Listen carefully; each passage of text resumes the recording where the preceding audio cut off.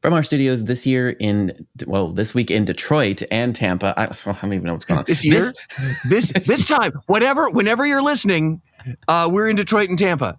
Yes, here we are. It is the week of Halloween. It is Hell Week, as known in the haunted attraction industry.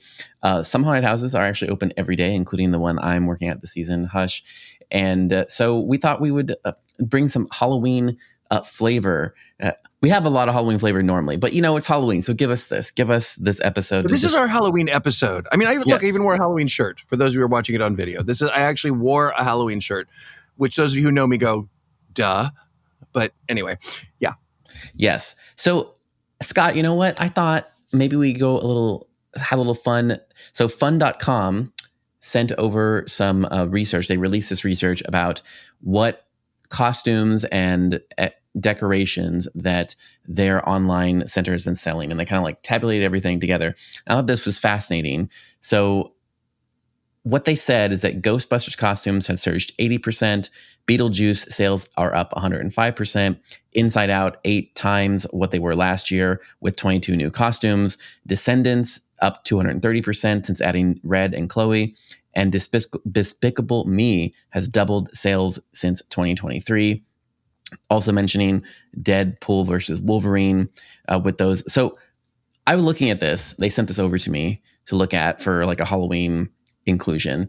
And what I thought was interesting is if you kind of look on this, one, obviously it tracks almost in line with the media that has been put out to the general public. So, there's the Ghostbusters, Frozen Empire, there's Beetlejuice, Inside Out, there's these Descendants. The Rise of Red was a big one this year. But it also tags with physical experiences that we have seen. So we have the Ghostbusters houses in both, on both coasts. Of course, we have the Beetlejuice experience. There's several Beetlejuice experiences that were some sanctioned and some not sanctioned, some real licensed and some not licensed, of course, around the country. And then Descendants, Mickey's Not So Scary Halloween Party did a new Descendants dance area this year that we talked about. I don't know if I've seen the Inside Out experience, except for it's part of the parade. Inside Out is part of the parade at Magic Kingdom. And then, of course, Despicable Me, every time you go into Universal, you have the Minion Land, and Minion Land is still, pieces of it are still open during the Halloween season, of course. So, and in Japan, Minions have their own line of like spooky characters that you can actually do a meet and greet with the spooky versions of them in their Halloween costumes. So it's interesting to me because we've talked previously about Halloween being an ecosystem and how, the reality is much more people will watch something or play a game, than they will go to a theme park or a Halloween event, because of the reality of where they're located, whatnot. But it's just, again, this Disney model, but we're seeing it duplicated in other areas. And it's kind of like one hand feeding the other, right? So it's like what is trending, what costumes people want to buy, right? Being directly correlated to what physical live entertainment exists in the world, which then like reinforces, interest in those characters and dressing as them to some of these Halloween parties, especially the Disney parties, because you could dress as Red and go to the Descendants dance area, right? So I don't know. It's just really interesting how the data actually does bear it out quite explicitly. Like here are the trends, and the trends directly relate to what you could go do in person. Well, and we also, have said that that film and video and television is losing its grasp as far as the leader when it comes to these kinds of trends. However, all of these are film and video based. Exactly. And I think what's unique though is I don't think it's quite the duck migration point where it's like the media's at the beginning and then everything follows suit.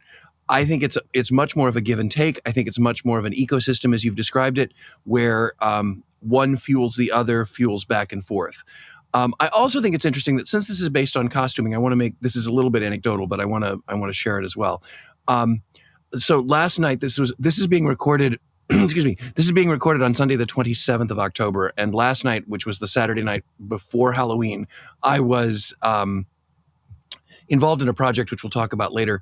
But I was involved in a project that was in Ybor City here in Tampa, which is the party street. I mean, it's the big old party street. It's like Bourbon Street. It's Tampa's version of Bourbon Street. All right. And since it was the Saturday before Halloween, everybody was showing up to the clubs in costume. And I think the interesting thing, a factor that I think, because we're talking about costumes, there is a factor that I think we have to include when it comes to this costume data. And that is, and you're going to laugh at me when I say this, but can it be sexy for women and is it comfortable for guys? Because guys don't want costumes that require gigantic things. They want to wear clothes. They want to wear clothes that they're comfortable in. And I will tell you, Beetlejuice was effing everywhere. I mean, there was so much Beetlejuice because, again, guys can throw on a striped jacket, a green wig, and life is good, And when it comes to Descendants can be as provocative as you want to make them. And I'm thinking this is obviously adult costuming. And Ghostbusters, same thing. Guys and gals can put on a coverall with a nameplate and get some sort of toy that they picked up, a Ghostbusters toy that they pick up, and they're good to go. So I think a lot of this has to do with comfort. I would guess that Inside Out and Despicable Me trends higher with younger guests. I would also guess that Deadpool and Wolverine also trend better with adults than with kids, although I really don't know that. This is kind of anecdotal. But it was just very interesting for me to walk down the main party drag in Tampa and not see a whole lot of traditional costuming, but Beetlejuice a go-go. And again, because of the release of the film, there's no question about that. And Ghostbusters, I think, is just because of pure comfort. So I think if we're looking at this from a costuming standpoint, I think we have to take that into consideration, that it is, what are people willing to wear? We can come up with if they came up with a Lelu costume from Fifth Element, that's great, except only about 8 people can wear it because they have the body for it. So this is one of those situations where it can be ramped up and ramped down for adults. And I will say, the adult costume market is just as vibrant as the children's market, and I think at times even more so, especially with the 20-somethings, because they're all going out to party. And if they're going out to party, based on what I saw last night, I would say 75% of the people who are going out to clubs, and these are clubs that have, an hour to an hour and a half queue to just get into the club. And I would say 70 to 75% of the people who were there were in costume and were in an IP costume. And like I said, Beetlejuice, Ghostbusters were just rave. I mean, and there's also the cosplay thing of gender swapping. Yeah. So there was a lot of female Beetlejuice as well, which was interesting.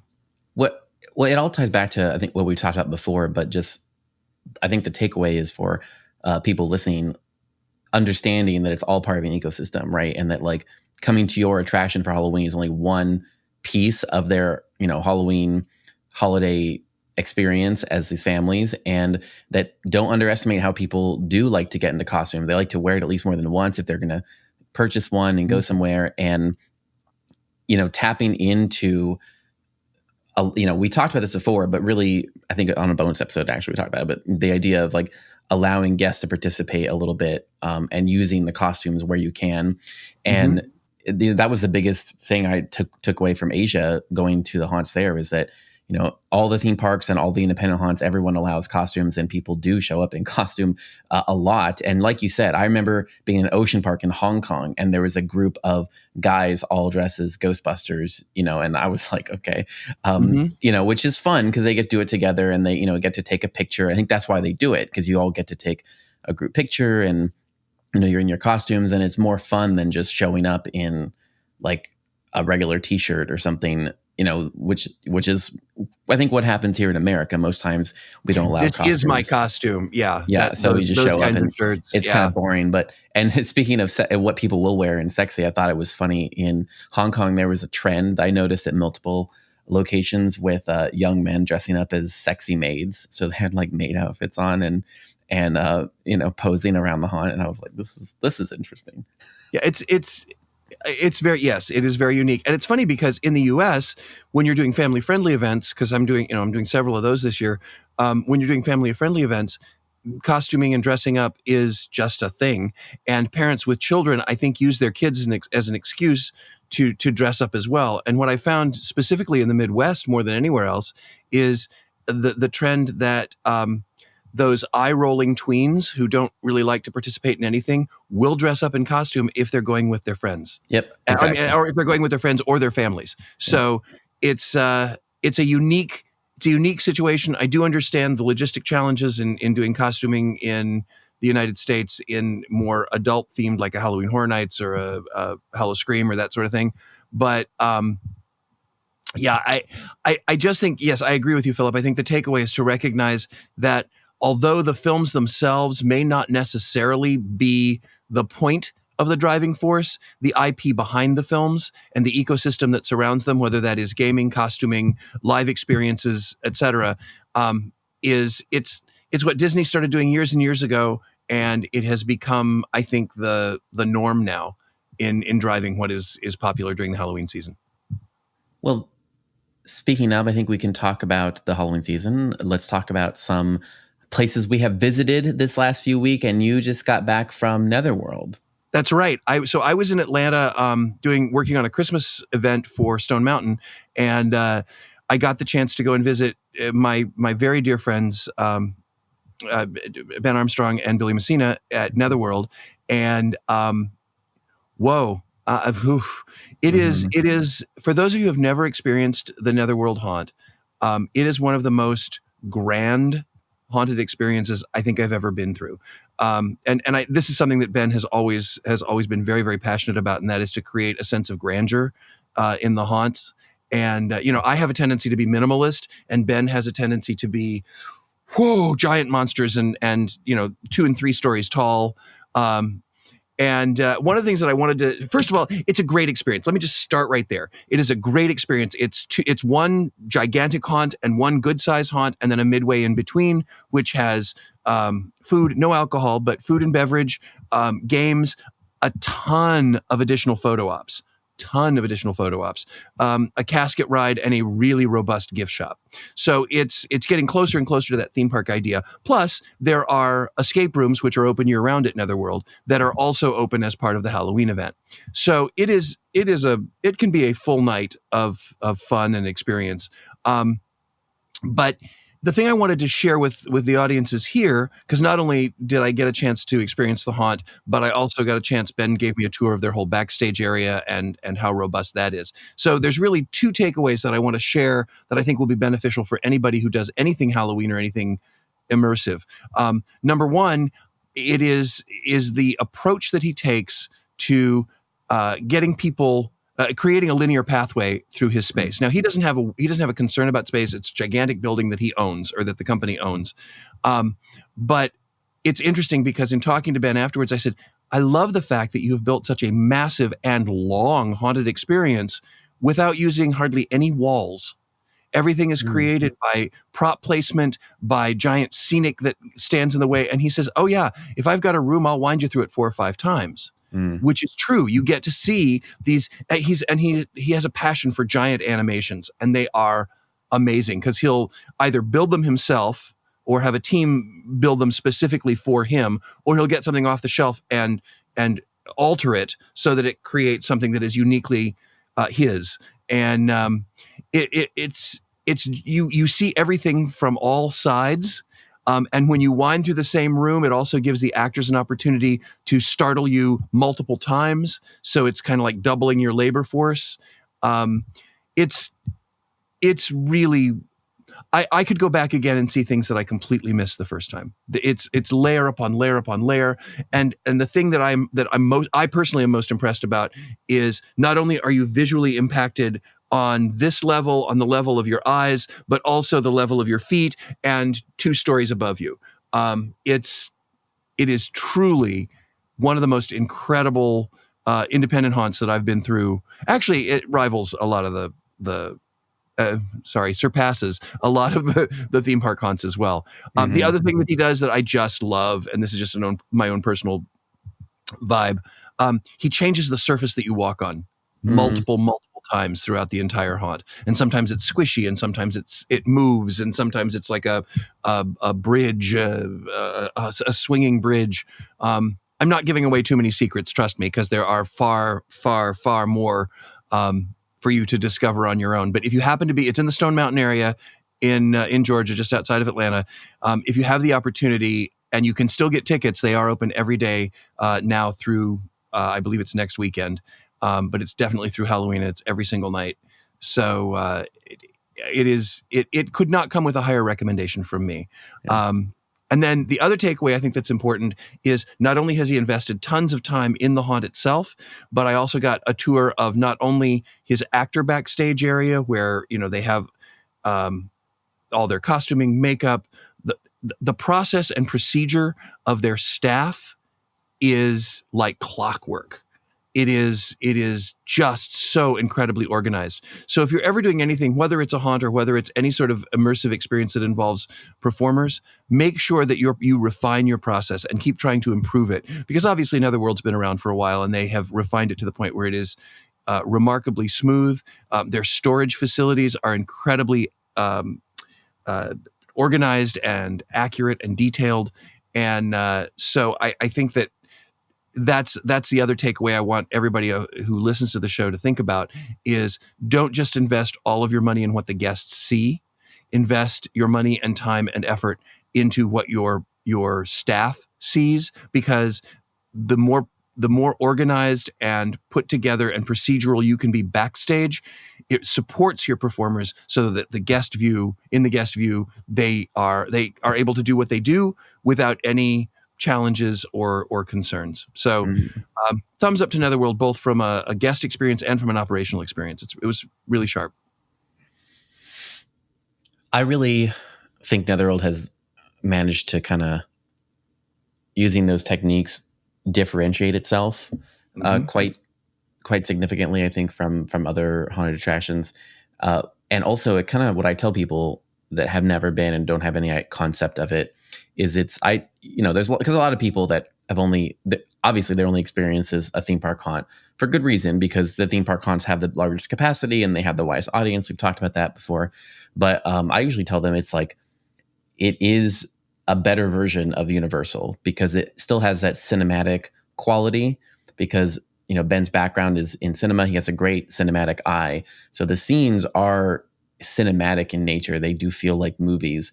And you have these giant creatures, you have the budget. I mean, it really is kind of just a better version of Universal, because there's so much more time and investment in it, per square foot than a Universal attraction. I agree. And the unique thing is it doesn't have a single intellectual property in it. Yep, exactly. It's all unique. It is all created specifically for them, by them, which once again goes to Ben's dark and demented creativity.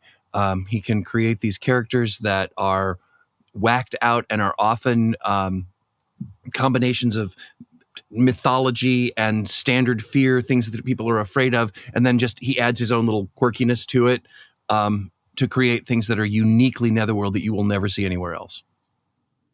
Yeah, it's excellent. So I went to, I don't even know. I was in Canada and then Los Angeles, and then now I'm in Detroit. So it was Detroit. Yeah. I kind of, when I woke up this morning, I actually had forgotten that I had done these things, and I was like, "Oh yes, that's right." It's been a time. You were at a haunt that is very near and dear to my heart, and that's Dark in Fort Edmonton. Yes, I was at Dark. I spent 2 days there with the team, and it's year 7 for them, and it is, I think, pretty astounding to me how the event has fleshed out so much. Because I remember pretty early on, because Scott had worked on some of the initial years with the event, and it started off good. I mean, they did come out swinging. The quality was always good of the mazes, but the footprint of the event was not as much for a lot of reasons. It's a historic property. Scott knows more than, Scott was there from the beginning, but it's a historic property. It was difficult to secure the footprint as these things are with historic properties. But where we are now is they do have 4 haunted houses now, and they have 3 kind of scare areas where they have actors that roam around. They have a hidden bar. They have a food truck alley kind of a space. They have a few regular bars, and then they have kind of just eating ways and entertainment zones. So it is a fleshed out event, I would say, like a fully fleshed out event. They're using, a pretty large footprint and activating it as best they can. The Capitol Theater there is also open for folks to warm up and to watch clips of old movies. So there's a lot. I think for Edmonton, for the area, this to me would feel like, the regional park experience. I think it sits at that level. And the new haunt this year is much more classic haunt, in my opinion. They are, again, they're being smart about it. They're utilizing their assets. So they have a giant train, like a real train, kind of like what Knott's has. So it's in there as a prop, and they have cars that they have, old cars, old cable cars, but old like train cars. So you can walk through the train cars, and they've designed it in a way where it's a good design, that doesn't need as many actors, because they have multiple scare points throughout it, and they come from different angles. You have multiple elevations. You're going up and down, tight scenes, large scenes. So it's all there. It's a well-rounded, scary haunt.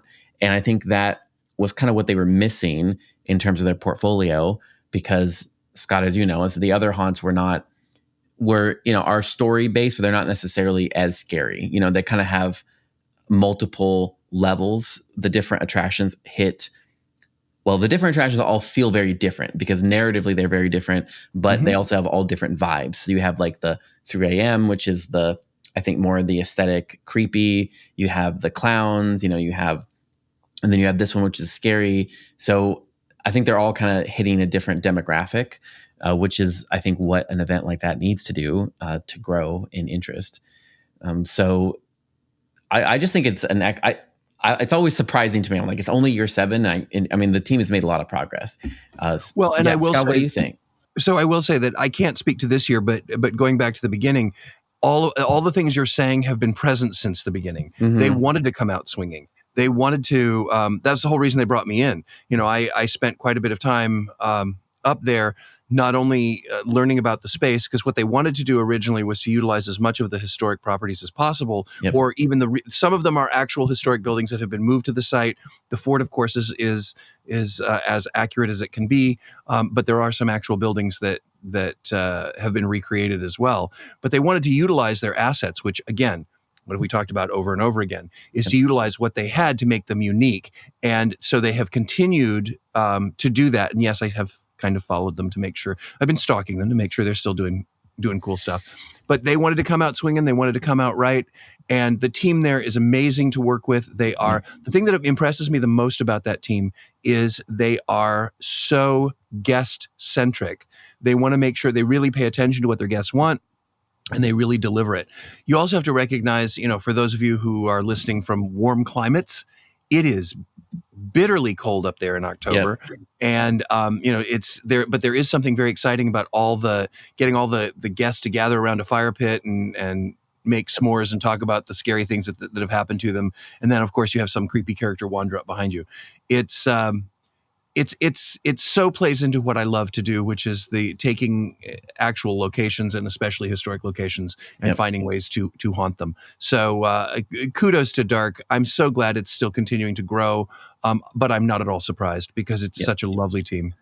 Yeah. The last thing I wanted to mention while you were talking, it reminded me, is they have done an excellent job of curating the atmosphere and also providing like pockets. And so two things you're fighting against, right, is one, in a cold climate, that space almost works against them because it's outdoors, as you just mentioned.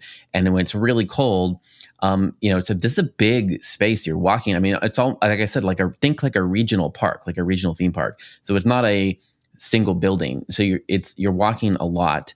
And they've done a good job of making like pockets where they can warm those pockets. And then you have like stretches where you walk between. But what's fun is that the stretches are not bare, which, Universal could learn a thing or two, honestly, because they've done a great job of, even if it's just a walkway, like you're just walking from one way to the other, they've lit it, they've put up gobos and projections, and the atmosphere. I think anywhere you are in the event, the atmosphere is maintained. And that is incredibly difficult to do in a historic property, but also one that is so cold, because outdoor lighting is difficult, especially in the cold. So, I mean, there's a lot of things. I think the guests show up and they just feel like it's a Halloween event, but nobody realizes the amount of work that it takes to maintain that atmosphere. Sure. Well, The next one we're going to talk about, this is very unique for me because I don't usually get to perform in Halloween events anymore. But there is an event here in Tampa that is being used to it's a benefit event for the Tampa Fringe Theater. And I won't get into the politics of it, but suffice to say that in Florida, a great deal of the government support was pulled because of fringe festivals, and the governor being concerned that money was going to things that were risque or push the norm. Well, so we decided, no, sorry, I did not decide. I did not write this. But my friend Jessica Jacobs, who decided to write this wonderful improvised LARP called the All Hallows Eve Tea. And it is a 4-hour experience that is a 4-course meal. And everyone who buys a ticket is very limited ticketing, but everybody who buys a ticket is assigned a character or is allowed to pick a character that they are playing.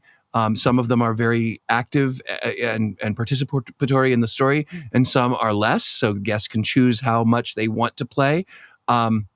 But we did our first performance last night, and we will do our last performance tonight. But the idea is, it is about the signing of a treaty between the 4 factions of Creatures of the Night, which is the witches, the spirits, the vampires, and the monsters.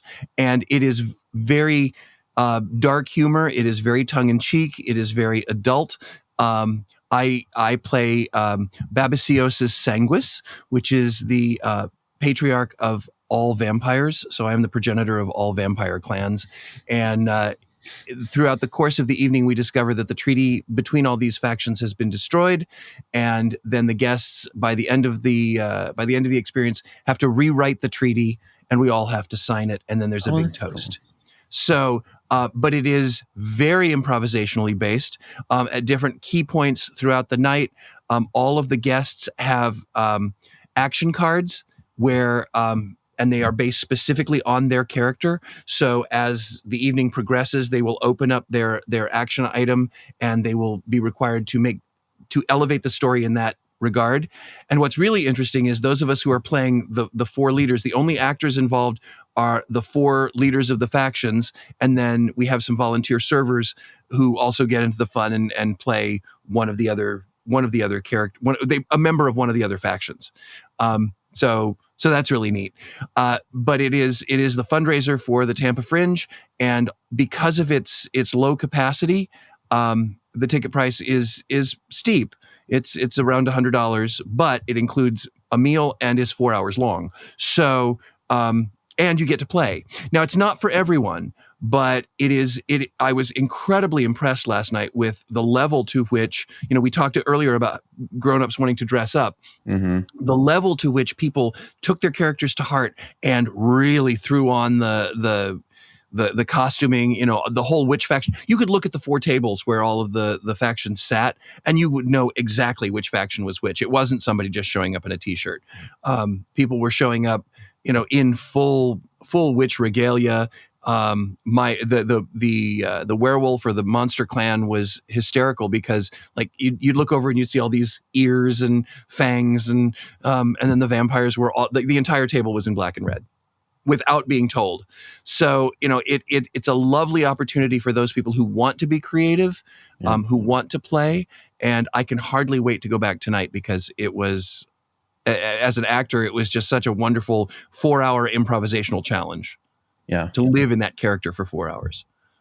So and to kind of coach people into getting along, and to, I mean, that's such an interesting. It's like, and to steer the story if we felt we needed to. yep. But there were times that I would throw red herrings in. There were times that I would throw things in just to keep people on their toes. And I won't tell you what the outcome is. So we'll just go from that. But I think the takeaway is there are a lot of unique, different kinds of Halloween events. Now, could you do a LARP like this across a giant theme park? I doubt it. But it might be an upcharge opportunity, or it might be something that you can do in the afternoon before your event to expand the hours of your event. It might be something to generate additional revenue for your event. This is the first time I've ever really participated in a LARP of this level, and I'm very impressed with what Jessica's done. So, it only takes 4 actors, but they're highly trained. But I mean, that could be, a thing. That's the whole thing with the Fan Fest, right? Or the Comic-Con concept, where when you invite your guests to bring the entertainment, then, you really don't have to buy as much because the guests are bringing part of it with them. And they become the other actors, Yep. And the other thing that I want to say, the biggest takeaway from an operational standpoint is, if you're going to do something like this, make sure you have quality food. The catering for this event is stellar, and it's quality and it's unique. It's not, go up to the, everything was hand served. Yep. It was served to the table. The only thing that was done in a buffet style was dessert. So if people are going to pay what you need them to pay to make this profitable, you're going to have to make certain that the quality level is there based on the dollars. So that's it. Oh my gosh, we're out of time. Yeah. Why are you in Detroit, Philip? Oh, I'm here at Hush. Yes. Okay. So how's Hush going? Everything going well? Well, you know what? We can talk about it in the bonus episode. Okay. Well, we'll do just that. So for those of you who we won't be talking to in the bonus episode, thank you once again for tuning in. We really appreciate you spending a half hour with us each week. And on behalf of Philip Hernandez and myself, Scott Swenson, this is Green Tagged Theme Park in 30, and we will see you next week. Happy Halloween.